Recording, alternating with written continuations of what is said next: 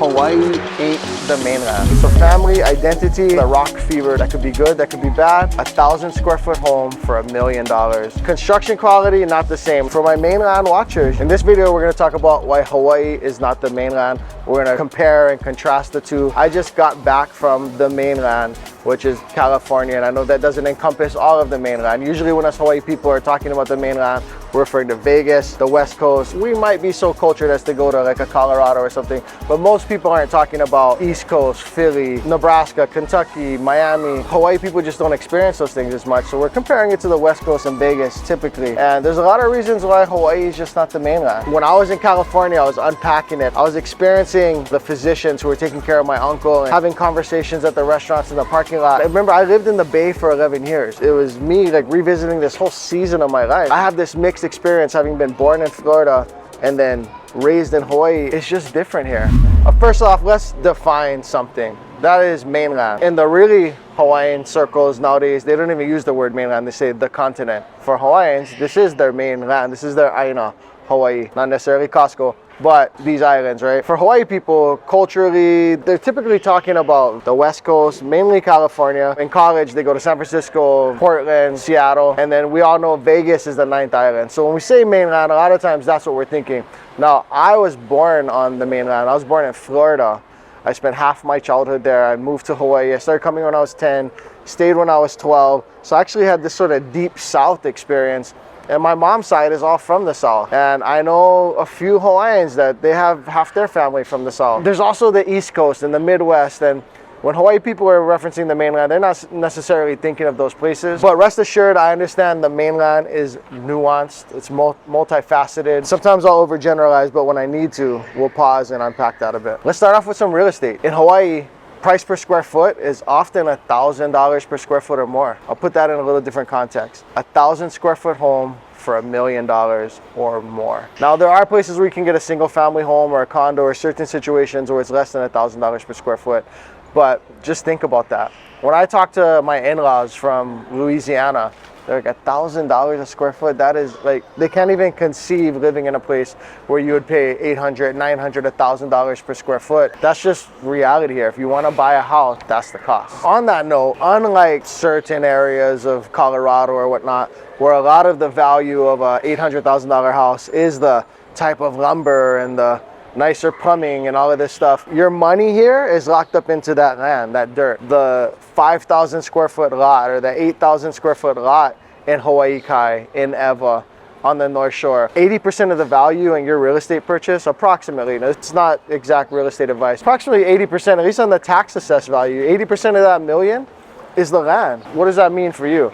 I think that that means that it's a great storage of wealth. It's a great store of wealth.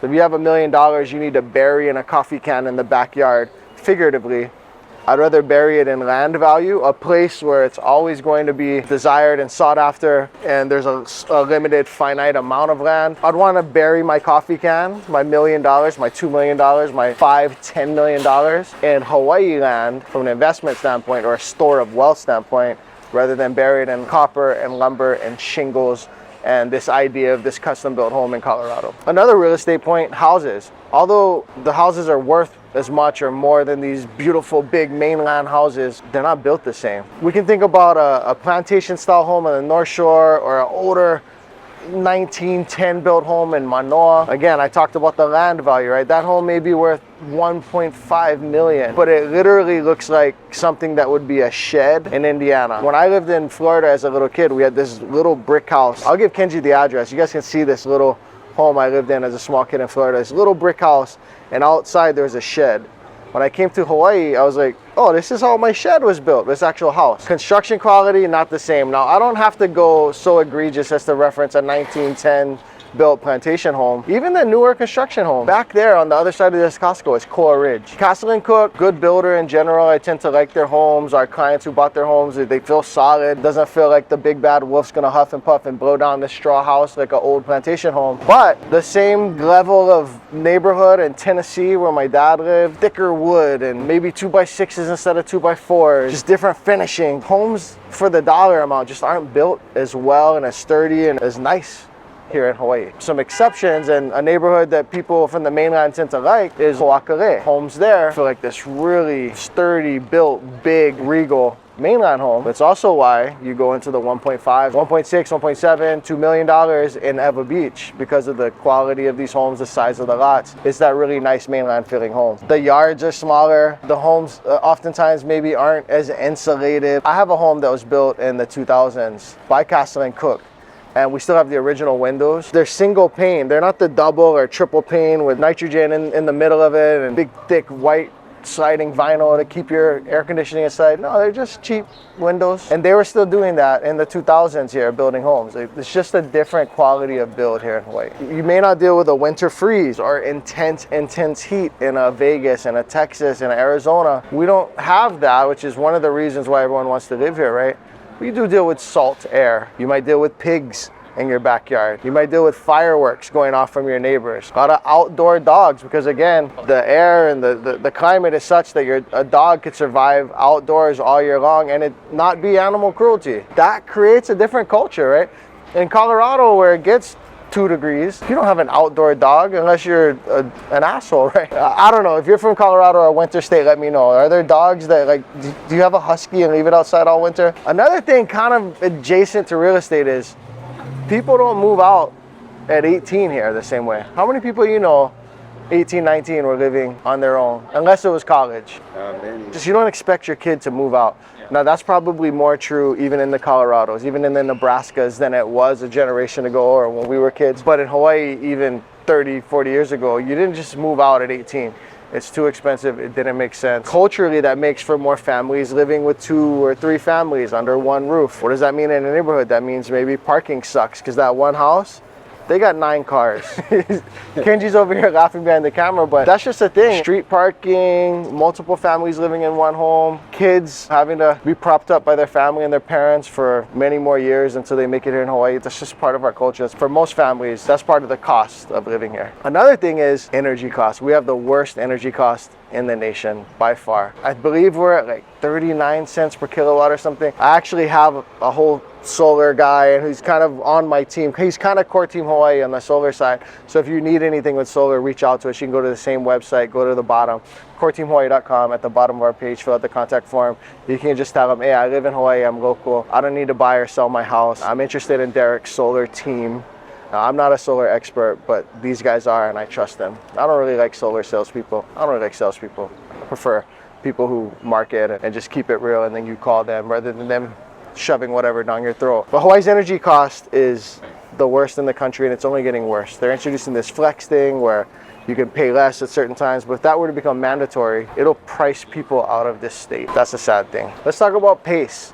Hawaii is different than the mainland and pace. It's different island to island, right? Big Island, Kauai is a different pace than Oahu. You can talk about the speed limit and the amount of people and the rush and kind of compare it to a smaller town USA. But then you have this big city, you have Oahu, big buildings, tons of traffic, just the whole city thing with over 1 million people living on one island, along with tourists, military, temporary personnel, and all of the things that come with Oahu, which is usually what we're talking about on the channel, because that's where we live and where most of the real estate is done. We do have partners on the other islands, so you can call us and we'll get you to the right person on that island, on that side of that island. But the pace is just different in Hawaii. Here on Oahu, it's just a faster pace than a lot of the mainland geographically. Middle America, a lot of small town USA, it's faster here. But when you compare it to the population dense areas of the mainland, San Francisco, Seattle, Chicago, Miami, even though we might have the population density of certain areas of those metro areas, Hawaii has, or I should say Oahu, has the smallest town feel of any big city in America.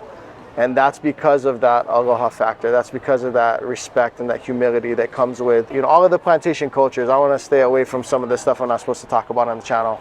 But all of the plantation cultures that came here to work and made this melting pot that is Hawaii, along with Hawaii's culture and Hawaiian culture, and the mix that is the mainland and the European culture that came. The mix that we have, the aloha that we have, the 55 mile per hour speed limit that we have, short distances that we commute, all of it makes for a smaller town feel than any big city in America. The closest thing I felt to this is Alameda, California. When I lived in Alameda, California, and people who live around Oakland, they see Alameda as this small town. I felt like I lived in a small town. And when my dad came, he's like, you know, you live in this big city. And I was like, city? This is not a city. And I looked around and I was like, oh yeah, everything's kind of connected. It's all street parking. I guess I do kind of live in metro vibes. But Alameda kept this small town feel just because of the culture of Alameda. I think we do it the best. Here in Hawaii, we still slow down on a Sunday, go to our kids' football game, go fishing, go to the beach, go hunting. But we also grind that Monday morning traffic to get into this city and survive. Logistics of living here are just different. Road trips to go see family, $200 in gas cards to go see family and stay with them, that's cute.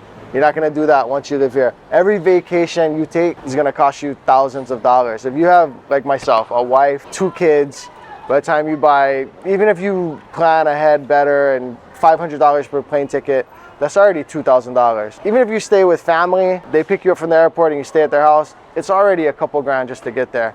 But most times you're getting a hotel, you're getting a rental car, $5 grand per vacation at minimum. But if you live in Sacramento, you can just take a trip down to Disney.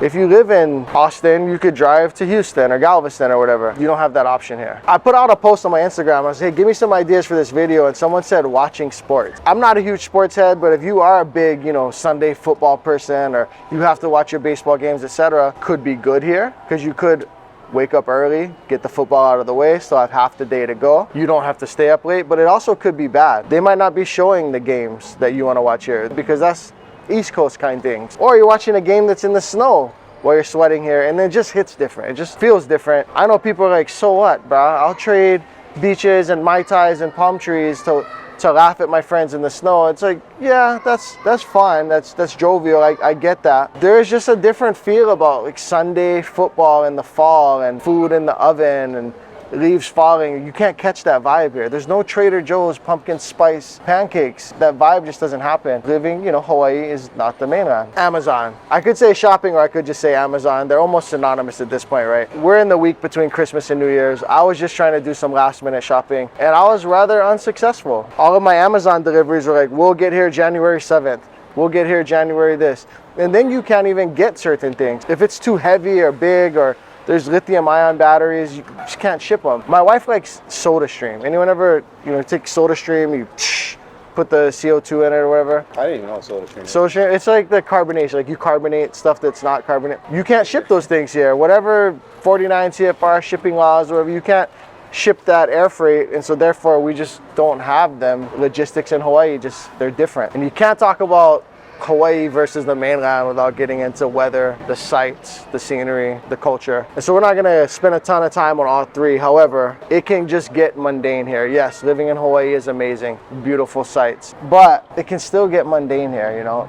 Granted, it's December right now. I'm in an aloha shirt. Kenji's in a t-shirt and a hat. An auntie just came up to us. I wish we had the camera rolling. Hey, I know you, huh? Oh yeah, the YouTube bro. Okay. Oh no, I don't like bother you guys. It's amazing here. We love it for all those things, but it can get mundane if you don't have family and or a certain, you know, high producing job anchoring you here. You might want to try something else. And so when I think about the mainland person coming here because they're gonna sit on the beach and sip Mai Tais all day, we get calls all the time, you know, I hate my life and I have these problems and I just want to move to Hawaii and let the land heal me. And they're like, and we have a $1,200 a month budget for rent, can you help us? One, we don't do rentals in that fashion, but you're gonna be grinding to make it here. That's one. Two, eventually you don't have family here. Now, whether that gets old in a year or two, or you're at a stage in life where parents went from nice and, you know, retired, salt and pepper haired people to they need your help. A lot of times people are drawn back to the mainland. Now, I'm not saying it's not good to spend a season here. Hawaii people, we're different. We have family here. We have our jobs, our whole life here. We're anchored here by a different thing. You may not be. For my mainland watchers, you may not be anchored here in the same way, which allows for the rock fever to grow. So family, identity, and work are kind of the deterrents. They're the medicine for rock fever. But if you don't have the family, you don't have the true identity here, and you don't have a specific kind of job or a profession that's drawing you here, that rock fever can grow. It can creep in more, and people end up leaving.